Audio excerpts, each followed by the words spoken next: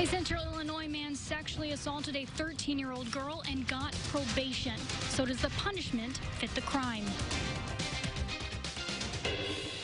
A family vacation is not a legal excuse. It's day 4 of jury selection. What snags are coming up in the Brent Christensen trial? I thank the Lord above for allowing me to survive. 75 years ago, the Allies stormed the beaches of Normandy. How on this anniversary, one man still feels gratitude for being alive. You're watching your local news leader. This is WCIA 3 News at 6. You don't want a jury that consists of people my age who don't go anywhere. We're less than a week out from the start of Brent Christensen's trial, but there still aren't enough people approved to be in the jury pool. Good evening, I'm Paul Cicchini. And I'm Jennifer Roscoe. Prosecutors are getting ready to make their case against the man accused of kidnapping and killing U of I scholar Ying Zhang. Now there are new concerns, how the evidence will be presented and who's going to be there to hear it. WCIA 3's Aaron Eads has more from the courthouse in Urbana. It's day 4 of jury selection. Now, we don't know yet which members of the public will get to decide Brent Christensen's fate, but federal prosecutors are worried they might not be able to hear the evidence. The assistant U.S. attorneys are asking for headphones to be provided when recorded audio tapes are played, saying some of the words spoken on them could be disputed or misheard if they're played aloud in the courtroom. That concern was news to Christensen's defense team, but the judge noted the request. Then he started a new round of interviewing potential jurors. When asked whether serving would cause a hardship for them, several raised concerns about summer vacations they have planned. A family vacation is not a legal excuse. Veteran Urbana lawyer Steve Beckett says that can still be a tough call for the court.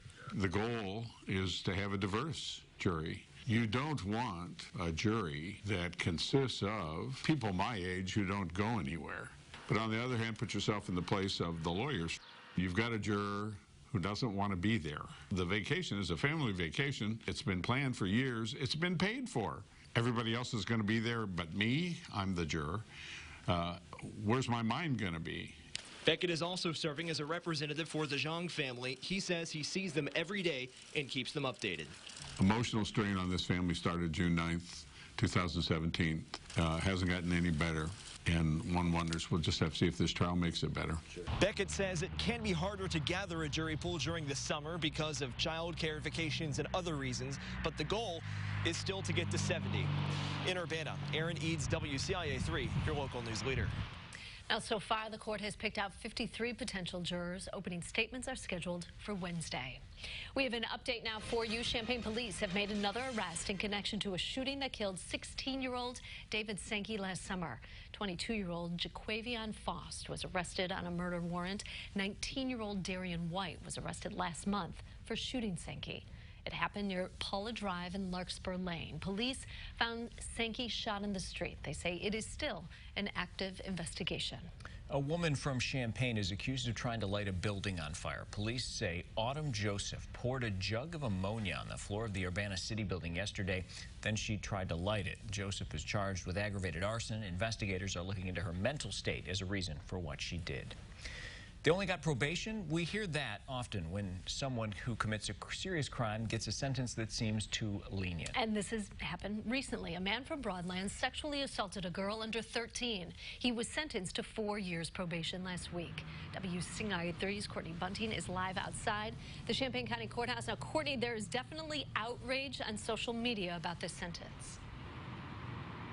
As many have mentioned on social media how they say they're disappointed in the prosecutors in this county. One particular person even mentioned that these light sentences like probation could be the reason many people become repeat offenders. But the Champaign County State's attorney says people don't understand probation.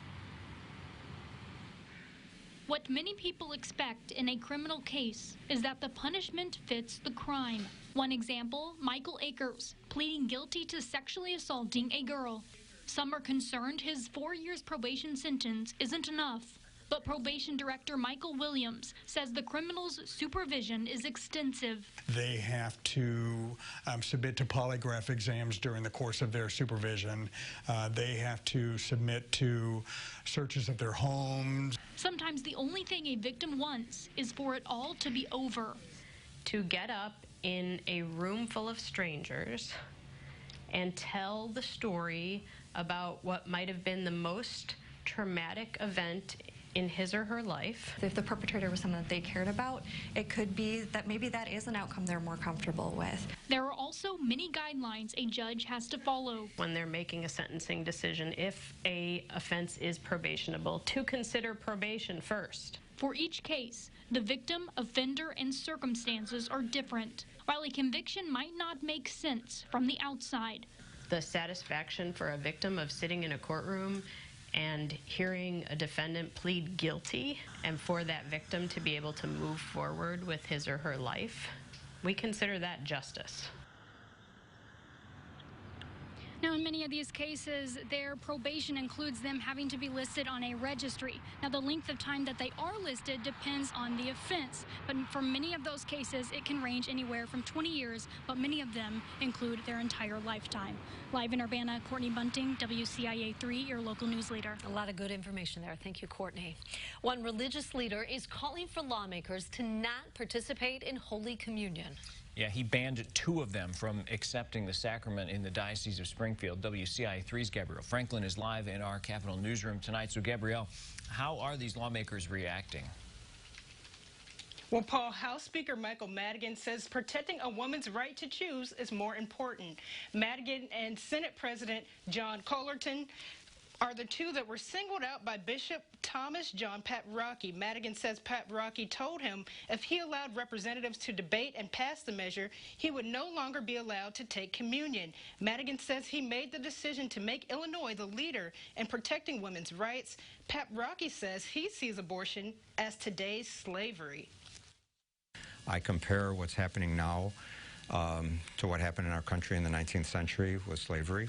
And it's kind of interesting that in terms of regionally in the United States, it's a flip-flop of the issues, because in the 19th century you had the South being pro-slavery and the North being opposed to slavery. He says southern states like Georgia and Alabama are on the right side this time, as those states have passed legislation banning abortions once a fetal heartbeat can be detected. He believes that Illinois is on the wrong side with this measure. And as for Senator Collerton, I did speak with his spokesman, and he says that Collerton has never attended any of the services at the Diocese of Springfield. Paul? All right, Gabrielle, thanks for that update. There will be a rumble in the skies this weekend where you can catch a ride on one of World War II's most famous flyers. Also tonight. We were young. I was only, 18? And the Allied forces were invading Nazi-held France. How this prisoner of war remembers D-Day, his fight for freedom.